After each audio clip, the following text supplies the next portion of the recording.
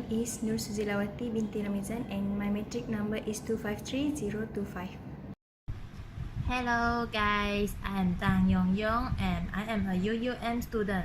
My matrix number is 262826 and I am a economy student. My name is Cik Muhammad Firdaus bin Cik Arun. My matric number is 262015 and Greetings to you, my lecturer. My name is Lim Yong Fu and my metric number is 261375. Today, my group will present about the production of Nestle Malaysia Berhad and my part is about introduction. Okay, did you know what is meaning of production? Production is a method of turning raw material into a finished good in a manufacturing process. Every production firm will use many type of input such as capital services, labor services, and material. According to the Nestle Malaysia Berhad, their main focus is to produce high quality of the product that encourage healthier lifestyle. They also have challenging when produce the product, that is they need to know what is their Muslim needed, so that in 1980 they begin produce halal product.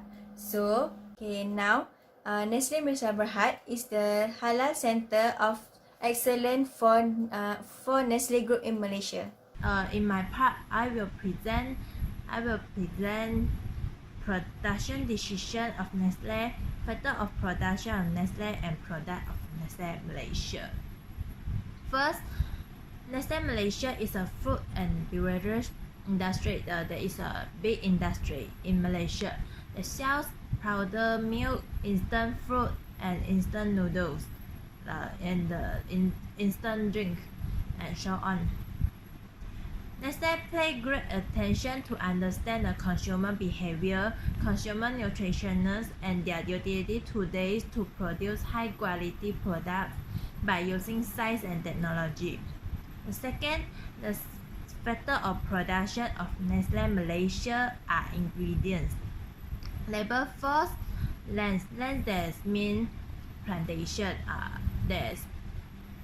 Nestle have many plantations in the world. And capital means the machine. They use the machine to produce the product. Ingredients are very important to the Nestle Malaysia. Nestle will choose the best quality of Nestle to produce high quality of product. Nestle also use a lot of machines to produce the product. Furthermore, ingredient and labor force are variable input, while land and capital is a fixed input. The last one is product of Nestle. Nestle have many products like Maggi, Milo, Nestle, and KitKat, and so on. Most famous product in Nestle Malaysia is Milo. Milo was introduced by Nestle Malaysia in 1949 and is a tonic fruit drink. Milo is a tonic fruit drink. Their primary target customer is for athletes or runner to get energy to keep going, and now it's become a household name. It's become a part in Malaysia Nestle also has many famous products in Malaysia, but I not introduce every product in here. I just introduce some like Milo, Nestle, KitKat, and Maggi. and now I will give a presentation about the technology and production of Nestle. And this is my part, and I will give you some explanation about the production of Nestle. And first of all, we start with Nestle dairy process, which is there is 8 process to make a milk, which is dairy for Nestle. And it begins with rearing, harvesting, storing, transportation, lab testing, processing, packaging, and selling. But in seeds process, which is processing, we have four minor process, which is pasteurization, homogenization, separation, and further process. And that's how the Nestle produce their milk, which is a very huge number of production every day. And for information, Nestle also have 12 until 15 million of production daily in Malaysia, which is they produce a product like Maggi, Milo, and Nestle, which is consumed daily by Malaysian people. And all over country, we have Nestle have 6,000 of employee, which is they are from second generation employee for Nestle production. And Nestle also have 8 factories all over Malaysia, and it is all very high-tech technology of factory. And while in Malaysia, Nestle also planning to lift up the level of their factory and make sure that their production can consume more to the people, which is Nestle have planning to make Malaysia one of 3 procurement Nestle center beside their number 1 and number 2, which is Swiss Nestle and Panama Nestle. And last is investing. From 2008 until 2017, Nestle has always investing in their production, which is they have investing about 1.5 billion ringgit in Malaysia to make sure that their production can be increased by every year. And the investment is about in factories and service hub. For factories, they always make sure that their factories are always in high technology and can give the best of quality for their product. And for service hub, they also have developed the research and development of Nestle, which is in Kuala Lumpur, and Nestle always make sure that their research and development can give high and more of quality in their product. So we can see all over this fact and data.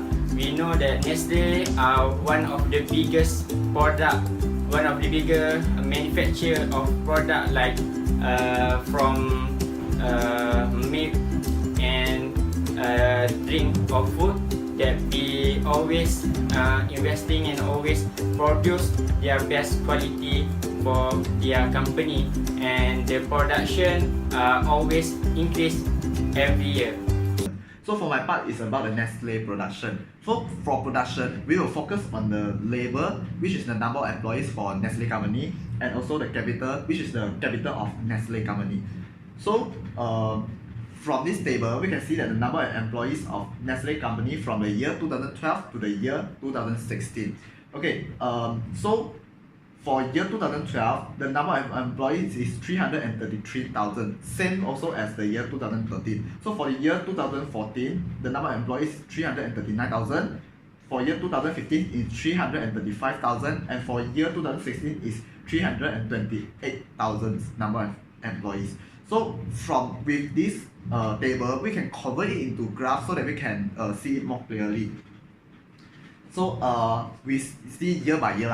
So for year 2012 to 2013, the number of employees remain unchanged. Why? Because the government fixed that the minimum of wages will rise on the 1st of January 2013. So for a normal company, they will decrease the number of employees in order to cut down the cost of supplies.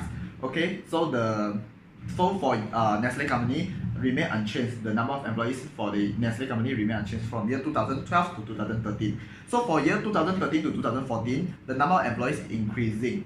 This is because the rapid growth of the foreign worker into our country. For a normal company, they will hire more foreign worker compared with the local worker. This is because the salary need to pay for the foreign worker is much cheaper than to pay for a local worker. Therefore, for Nestle company, is hire more foreign worker. So the number of employees increased from year 2013 to 2014. So for year 2014 to 2015, the number of employees is decreasing. This is because just now we talked about the rise of the minimum wages were on the 1st of January 2013, right? This is because some company complains about this is too short time for them to accept it or maybe to follow this policy. Therefore, the government postponed it and fixed that the rise of minimum wages will on 1st of January 2014. Therefore, to cut down the cost of supplies, the company will also decrease the number of employees. Therefore, Nestle company from year 2014 to 2015, the number of employees is decreasing. And for year 2015 to 2016, the number of employees continue to decrease. Why? This is because for year 2015 to 2016, the government fixed that there will be a tax introduced. They will introduce a new tax, which is the GST tax. Okay, so the GST tax, after the GST tax introduced, the cost of supplies will increase. So to cut down to let the cost of supplies into a minimum stage, which means the number of employees will be cut off and also the number of employees will be decreased from year 2015 to 2016.